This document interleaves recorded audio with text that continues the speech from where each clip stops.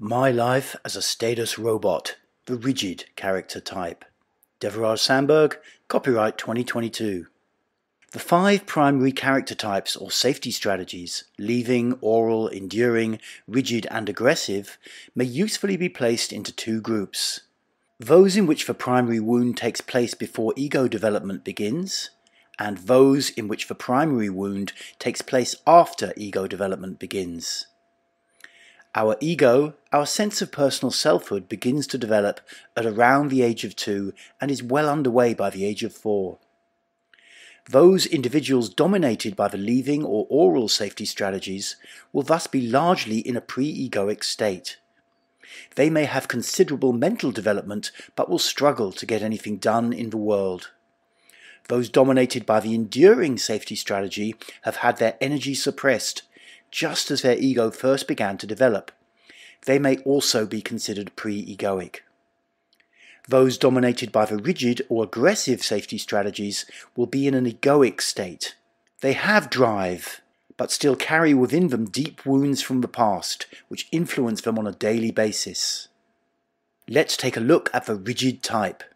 The rigid character type comes about as a result of parental conditioning. It happens when our parents train us rather as a family dog might be trained. We are given rewards for good behavior and punishments for bad. Eventually we learn that who we are is not important. It does not really matter. What matters is what we do, how we behave. In short, how we function. This repeated giving of a reward for certain behaviors, combined with punishment for others, programs our dopamine system, the way our brain gives us motivation. Over time, we learn to do the good behaviors and avoid the bad ones without our parents around. In the old days of psychology, this was known as classical conditioning. Being trained early in life to focus on behavior, the rigid type at some point comes to believe that life is all about functioning. They understand that if they play the game, they will get the reward. That reward takes the form of moving up some form of hierarchy that surrounds them, through an increase in either financial or social status. The punishment is the opposite, moving down. Perhaps they get a promotion at work for putting so much effort in. Perhaps their increase in finances allows them to pursue a partner they see as more attractive, thus offering increased status.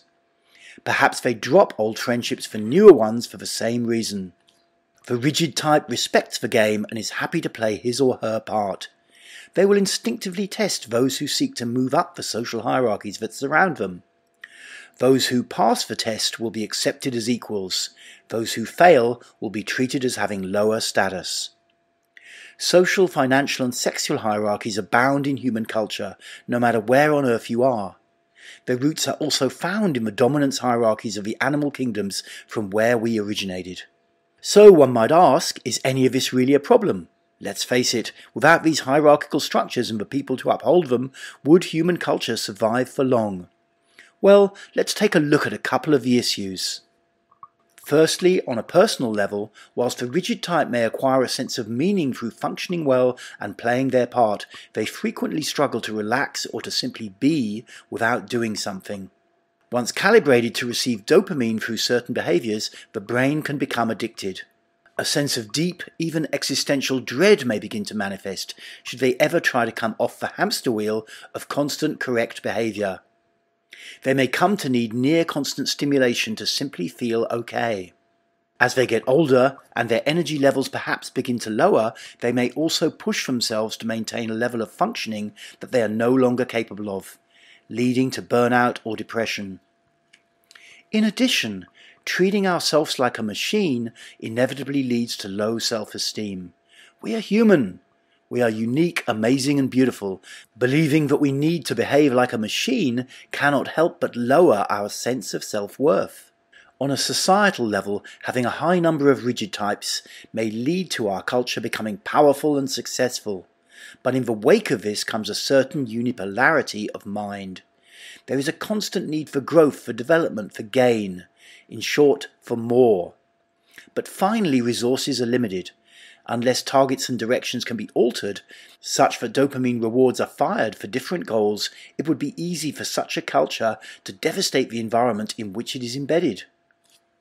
The inherent need to keep moving forwards and the inability to simply be with what is also a considerable weakness.